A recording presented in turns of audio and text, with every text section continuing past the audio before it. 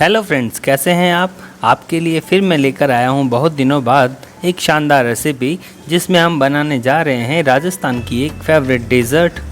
वैसे तो राजस्थान में बहुत टाइप की मिठाई बनती है, लेकिन कुछ मिठाई ऐसी होती है जो काफ़ी लंबे समय तक चल सकती है, जिसमें से एक है मक्खन बड़ा और इसे बालूशाही भी कहते हैं। अजमेर ज़िले के किशनगढ़ नामक जगह पर मिलने वाले पहाड़िया स्वीट्स के मक्खन बड़े हैं। ठीक इसी तरह के आज हम बनाएंगे मक्खन बड़े। माँ की रसोई चैनल पर पहली बार मैं लेकर आया हूँ अपनी माताश्री और अपनी धर्मपत्नी के हाथों से बने हुए मक्खन बड़ों की रेसिपी, तो कमेंट बॉक्स में ज़रूर बताएं दोस्तों। मक्खन बड़े बनाने के लिए घी और मैदे का जो रेशो है वो बहुत ही इम्पोर्टेंट है। तो चलिए चलते हैं वीडियो की तरफ और देखते हैं हमारा वीडियो आज का। मक्खन बड़े बनाने के लिए आपको चाहिए 3 कप मैदा, और आप एक किसी पर्टिकुलर कप से या किसी कटोरी से नाप करके मैदा लें ताकि आपको घी नापते समय भी आसानी रहे। और आपको ये बात ध्यान रखनी है कि मैदा आप लेते समय उसे अच्छी चलनी से अच्छी तरह से छान लें। और इसके अलावा मैं इसमें यूज़ कर रहा हूँ आधा table spoon baking powder. Baking powder आपको लेना है आधा टेबल स्पून, और इन दोनों को अच्छी तरह से मिक्स करें। बेकिंग पाउडर और मैदे को अच्छी तरह से मिक्स करने के बाद आपको उसी कप से नाप करके घी लेना है। देखिए मैंने लिया है 1 कप से थोड़ा सा कम घी, बराबर 1 कप नहीं लेना है, नहीं तो आपके मक्खन बड़े हैं फटने लगेंगे। तो आपको लेना है 1 कप में थोड़ा सा कम घी। घी को पहले गर्म कर लें ताकि ये मैदे के साथ अच्छी तरह से मिक्स हो जाए, और आपको पूरा का पूरा घी एक साथ डालना है। और उसके बाद हाथ की सहायता से पूरा मैदे को घी के साथ अच्छी तरह से मिक्स करना है ताकि आपका मैदा है वो पूरा घी के साथ रम जाए, ताकि आपको पता चले कि आपको कितने पानी की आवश्यकता है। अगर आप पहले पानी डालेंगे तो आपका जो डो है वो काफ़ी गीला हो सकता है, तो इसलिए आप पहले इसको घी के साथ अच्छी तरह से बाइंड कर लें। और आपको ध्यान रखना है कि जैसे हम रोटियों का आटा लगाते हैं उस तरह से आपको इस आटे को नहीं लगाना है, हल्के हाथों से इस आटे को आपको बाइंड करना है ताकि आपके मक्खन बड़े हैं बहुत ही फ्लफी और बहुत ही सॉफ्ट बनेंगे। आप चाहें तो किसी बड़े परात का या बड़े बर्तन का भी यूज़ कर सकते हैं ताकि आप मैदे को अच्छी तरह से मिक्स कर लें। मैंने इसमें लगभग आधा कटोरी पानी यूज़ किया है और इसे अच्छी तरह से मिक्स कर लिया है।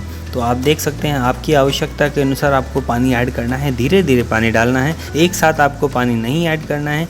और इस तरह से आपको इस तरह का डो रेडी करके और रखना है। ध्यान रहे आप रोटियों का आटा लगाते हैं उस तरह से इस आटे को पूरी तरह से मथ ना दें। आपको इस तरह से धीरे धीरे हल्के हाथों से इस तरह से आटे को लगाएं और इस तरह से आप इकट्ठा करके किसी एक बाउल में रख करके और कपड़े से ढक करके आधे घंटे के लिए इसे रख दें। तो देखिए हमारा डो रेडी हो चुका है और अब हम इसे एक कटोरी में रख देते हैं। और इस तरह से आप अपने डो को किसी कपड़े से, कॉटन के कपड़े से ढक करके और लगभग आधे घंटे के लिए रख दें। 15 से 20 सैफरॉन लीव्स यानी केसर की पत्तियां और 1 छोटा चम्मच इलायची पाउडर। और अब मैं बनाता हूं चाशनी। तो चाशनी बनाने के लिए मैं उसी कप का यूज़ कर रहा हूं जो कप हमने मैदे के लिए लिया था। तो 2 कप ले लेता हूं मैं चीनी, और 2 कप चीनी के साथ मैं ले लेता हूं 2 कप पानी। तो इन दोनों को साथ में ऐड करके और हम चढ़ा देते हैं इसे गर्म होने के लिए। ध्यान रहे आपको जितना चीनी लिया है आपने उतना ही पानी लेना है। तो 2 कप चीनी और 2 कप पानी आपके मक्खन बड़े के लिए पर्याप्त हैं। और आप इसे गर्म होने के लिए गैस पर चढ़ा दें और एक चम्मच की सहायता से इसे चलाते रहें। जब आपकी शक्कर पूरी तरह से घुल जाए तो आप देखिए कि चाशनी आपकी रेडी होने लगी है। तो देख सकते हैं मेरी चीनी लगभग घुल चुकी है और इसमें पूरा झाग आ चुके हैं ऊपर। लेकिन चीनी जो होती है थोड़ी गंदी होती है, तो उसको साफ़ करने के लिए मैं इसमें डाल देता हूँ 2 चम्मच दूध। दूध डालने से आपकी जो चीनी है उसका जो सारा का सारा मैल है वो सारा का सारा ऊपर आ जाएगा, और आप उसे चम्मच की सहायता से या किसी स्ट्रेनर की सहायता से आप उसे बाहर निकाल सकते हैं। तो देख सकते हैं सारा का सारा चीनी का जो मैल है वो इस तरह से ऊपर आएगा। थोड़ी देर आप उसे उबलने दें, और उबलने के बाद आप इसे किसी चम्मच की सहायता से बाहर निकाल लें। तो इस तरह से आपकी चाशनी है वो लगभग रेडी हो जाएगी। और अब आप इसमें डाल दें आपकी जो केसर की पत्तियां हैं वो, और इलायची पाउडर। और इसके बाद आप इसे लगभग 1 मिनट तक और उबालें और इसे आप बंद कर दें। तो आपकी चाशनी हो चुकी है रेडी। मक्खन बड़े बनाते समय आपको ये ध्यान रखना है कि जब आप मक्खन बड़े का डो लगा रहे हैं तो भी आपको हल्के हाथों से लगाना है, और जब आप मक्खन बड़े बना रहे हैं तब भी आपको उसे हल्के हाथों से ही बनाना है। आपको पूरा का पूरा डो है या जो आटा है उसको ज़्यादा दबाना नहीं है, नहीं तो आपका मक्खन बड़ा है वो सॉफ्ट नहीं बनेगा। तो इस तरह से आप एक छोटी सी बॉल बनाएं और छोटी छोटी बॉल्स को अच्छे तरह से मिक्स करके और उसके बीचों बीच अंगूठे या अंगुली की सहायता से इस तरह से आप उसे छेद कर दें। और छेद ध्यान रहे आपको आर पार नहीं करना है, एक हल्का सा अंगूठे से दबाना है ताकि आपका मक्खन बड़े का शेप बन जाए। तो इस तरह से मैं सारे के सारे मक्खन बड़े बना देता हूँ। और दूसरी तरफ मैंने रख दिया है घी गर्म होने के लिए।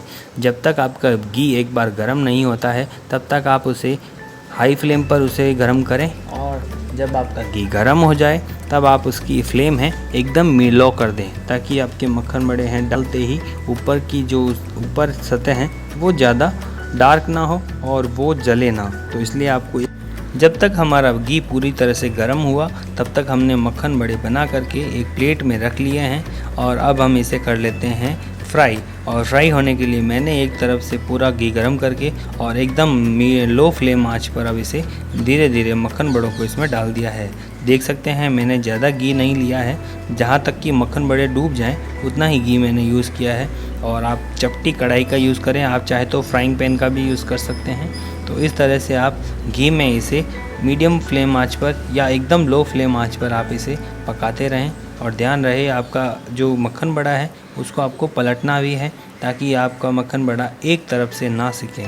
तो थोड़ी देर के बाद में आपको धीरे धीरे चम्मच से या किसी कांटे की सहायता से आपको इसको पलटना है। तो देख सकते हैं मक्खन बड़ों का जो रंग है वो गोल्डन रंग का होने लगा है। तो इस तरह से आपके मक्खन बड़े हैं लगभग 2 से 3 मिनट के अंदर अंदर धीरे धीरे से पकने लगे हैं।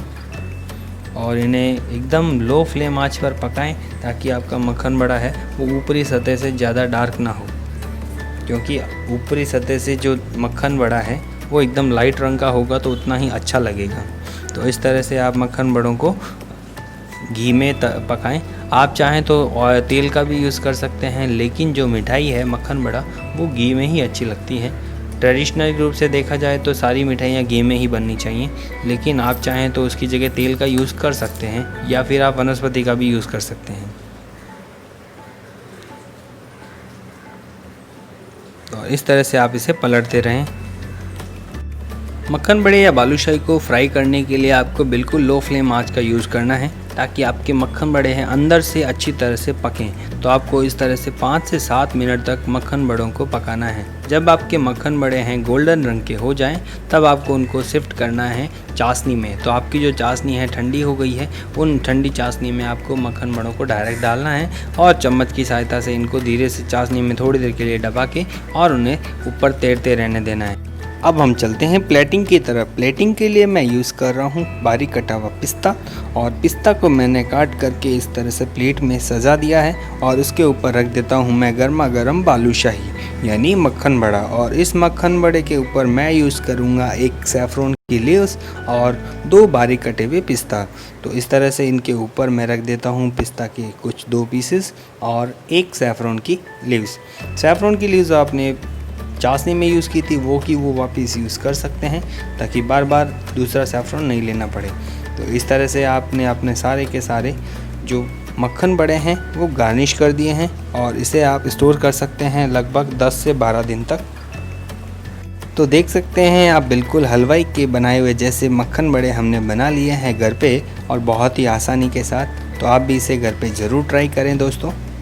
तो कैसा लगा दोस्तों मक्खन बड़े बनाने का ये आसान सा तरीका?